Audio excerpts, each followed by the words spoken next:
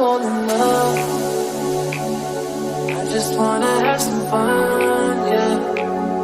I don't wanna fall in love. নমস্কার আমার প্রিয় বন্ধুরা, আশা করছি তোমরা যে যেখান থেকে আমার এই ব্লগটি দেখছো সবাই খুব ভালো আছো, সুস্থ আছো। আর আমিও তোমাদের সকলের ভালোবাসাতে বেশ ভালো আছি। আমি সাথী আমার ছোট্ট চ্যানেলে সকল বন্ধুদেরকে অনেক অনেক স্বাগত আর আমার বুক ভরা ভালোবাসা জানিয়ে আজকে নতুন আর একটি ব্লগ শুরু করলাম। তো বন্ধুরা, প্রত্যেক দিনের মতনই আজকের ব্লগটি তোমাদের খুব ভালো লাগবে, তোমরা দেখতে থাকো।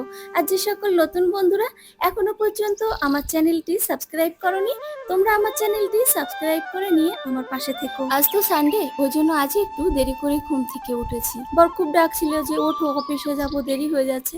তো আমি বললাম আজকে একটুখানি শুয়ে থাকি না। তো উনি কি করেছে, আমাকে আর ডাকেনি, নিজে নিজে ব্রেকফাস্ট বানিয়ে খেয়ে অফিসে চলে গেছে। আর এদিকে দেখো, কাল রাতের বেলা প্রিন্স আমাদের কি সর্বনাশ করেছে। একজোড়া চপ্পল ছিল বাথরুমের মধ্যে, সেটা টেনে নিয়ে তার ফিতে একেবারে ছিঁড়ে ফেলে দিয়েছে। যাই হোক, সকালে বাসি কাজকর্ম কোনো কিছু তো করা হয়নি এখনো। ঘর বাড়ি ঝাড়ু লাগিয়ে এখন এসেছি কিছু বাসন ধুতে। তার ফাঁকে আমি দেখো ওয়াশিং মেশিনে কত জামা কাপড় আর কি কাচতে দিয়েছিলাম। কালকে কিছু জামা কাপড় কাচতে দিয়েছিলাম মেশিনে, সেগুলো ধোয়া হয়নি। তারপর আজকের কিছু জামা কাপড় ছিল, তো দুদিনের জামা কাপড় মিলে এত হয়েছে, সত্যি ধুতে ধুতে আমার মাথায় নষ্ট হয়ে যাচ্ছে যে কখন এই জামা কাপড়গুলো ধুয়ে আমি উঠবো। তো এখানে দেখো মেয়েকে ডাকলাম যে বাবা আমি গামলাটা নিতে পারছি না, খুব ভারী হয়ে গেছে। ওই জন্য মেয়েও দৌড়ে এসেছে। এখন দুজন মিলে জামা কাপড়গুলো মেলে দেবো। আজকে সকাল থেকে ওয়েদার ভীষণ খারাপ, সেরকম গরম পড়েছে জানো তো। সকাল থেকে আমার না কোনো কিছু করতেই ভালো লাগছে না। তো ওদিকে ছেলেও তারা দিচ্ছে, মাম্মি কিছু খেতে দাও, খিদে পেয়ে গেছে। এখন 9:30 মতন বাজে, তাই বাবাকে বললাম বাবা তুই একটুখানি ওয়েট কর, জামা কাপড়গুলো ধুয়ে মেলে দিয়ে চান করে আসছি, তারপর তোকে খেতে দেবো। দূর দূরান্ত থেকে অনেক বন্ধুরা আমার ভিডিও দেখে সুন্দর সুন্দর কমেন্ট করে, আর তাদের কমেন্ট পড়ে আমি বুঝতে পারি যে তারা আমাকে কতটা পছন্দ করে এবং ভালোবাসে। টিঙ্কু ভট্টাচার্য উনি লিখেছে, খুব ভালো লাগে সাথী তোমার ব্লগ দেখতে, তুমি খুব ভালো একটা মেয়ে, সব সময় হাসি মুখ তোমার। তো সত্যি কথা বলতে কি বন্ধু, আমার জীবনে সুখ দুঃখ যেটাই আসুক না কেন আমি সবসময় হাসি মুখে থাকি বা থাকার চেষ্টা করি। আমার কি মনে হয় জানো তো, প্রত্যেকটা মানুষেরই উচিত জীবনে যতই দুঃখ কষ্ট আসুক না কেন সেগুলোকে পাত্তা দিলেই হবে না। যত বেশি একটা জিনিস নিয়ে ভাবতে থাকবে বা টেনশন করবে, সেই টেনশনটা বারবার তোমার জীবনে ফিরে আসবে, আর তাতেই তোমার জীবনটা নরক হয়ে যাবে জানো তো। আর একজন বন্ধু আমাকে কমেন্টে জানতে চেয়েছে যে তুমি দিল্লির কোথায় থাকো, মানে কোন গ্রামে, তোমার বাড়ির আশপাশটা খুব সুন্দর, খুব ভালো লাগে। তো আমি হচ্ছে দিল্লির গুরগাঁওতে থাকি, আর সত্যি কথা বলতে তো আমরা ভাড়া বাড়িতে থাকি।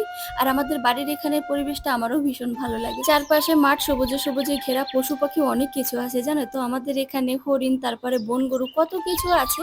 তো সত্যি কথা বলতে কি বন্ধুরা, তোমাদের কমেন্ট করতে আমার এত ভালো লাগে, সেটা ভাষা প্রকাশ করার মতো নয়। এভাবে আমার পাশে থেকো আর সবসময় কমেন্ট করতে থেকো। অবশ্যই আমি চেষ্টা করব তোমাদের সব কমেন্টে রিপ্লাই দেয়া। তোমরা সবাই ভালো থেকো, এতটুকুই আর কি ভগবানের কাছে কামনা করি। তো দেখো চান দান করে চলে এসেছে, আজকে অনেকক্ষণ ধরে চান করলাম, তার কারণ সকালবেলাতে ট্যাঙ্কিতে জল ভরা হয়েছে। ঠান্ডা ঠান্ডা জল পেয়ে যত জল ঢালছি গাতে, তত মনে হচ্ছে যেন ঢালতেই থাকি। রাতের কটা ভাত আর ডাল ছিল গরম করে, তার সঙ্গে একটি ডিমের অমলেটও করে দিয়েছি, ছেলে সেটা খাচ্ছে। আর এখন মেয়েকে নিয়ে বসেছি আমি ব্রেকফাস্ট করতে। আজকে আমাদের ব্রেকফাস্টে আছে ব্রেড, চা, টোস্ট, তার সঙ্গে হচ্ছে মুড়ি। বর কালকে রাতের বেলাতে মুড়ি নিয়ে এসেছিল, মনে হয় 6-7 মাস পরে মুড়ি খাচ্ছি। সত্যি ভীষণ ভালো লাগলো খেয়ে। আর এখানে দেখো প্রিন্সের কি অবস্থা, ছেলে গেছে নিচে, পাশের বাড়ির লিওকে নিয়ে খেলাধুলা করছে, মানে একটা ছোট্ট একটা ডগি আছে, প্রায়ের সঙ্গে খেলা করে। প্রিন্স দেখে এত হিংসে মরছে, কেন দাদা ওকে ধরলো, আমাকে নিচে নিয়ে যাচ্ছে না।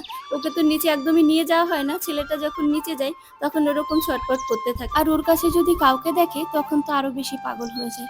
তো এখন বাজে সন্ধ্যা 7টা মতন, রান্না বান্না করতে হবে, তো তার জোগাড় গোছাল করছি। আজকে আমি পুরো দিন ভরে মনে হয় 5-6 লিটার জল খেয়েই ফেলেছি, এত গরম পড়েছে আজকে। রান্নাঘরে আসতে না আসতে ঘেমে নিয়ে যাচ্ছি জানো তো।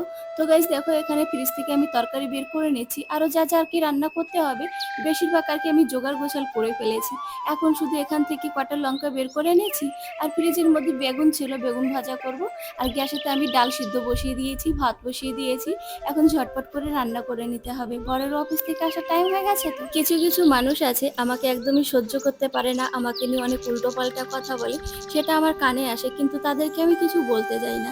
আসলে তারা কিভাবে জানো তো, আমাকে যাই বলুক না কেন তাদেরকে আমি আবার সম্মান করব, তাদের কাছে গিয়ে হাসি হাসি মুখে কথা বলবো, কিন্তু আমি এটা মনে করি সম্মান যদি করতে হয় তাহলে তার গুণ দেখে করো, অর্থ সম্পত্তি দেখে নয়।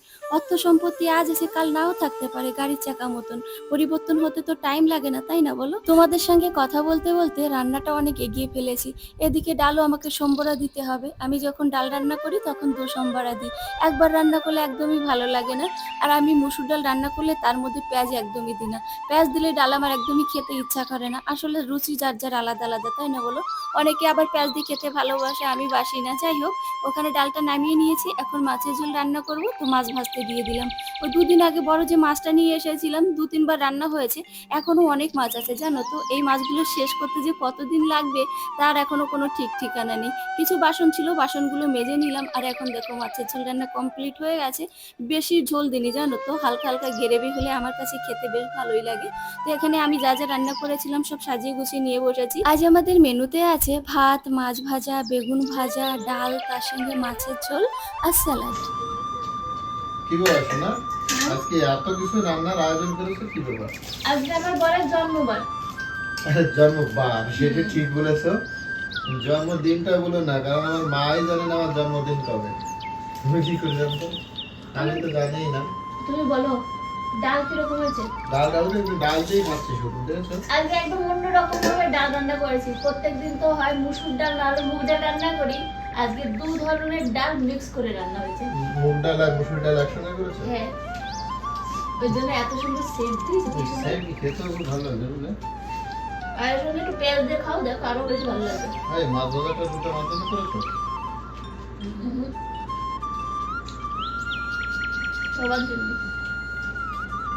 সেই স্বাদ গুম আছে, বিশাল টেস্ট।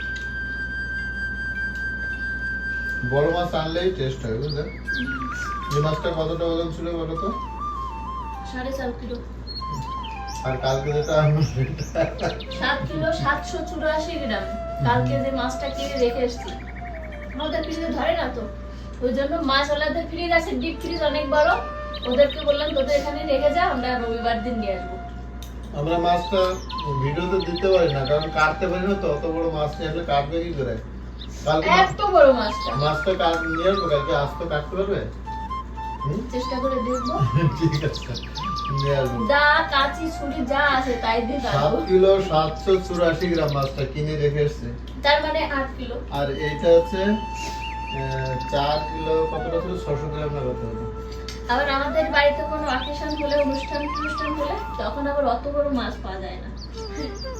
এখানে মাছের দোকানদাররা বড় মাছ পেলে আমাকে ফোন করে। মশা তো ভাত খাচ্ছে আমার সঙ্গে, দেখো।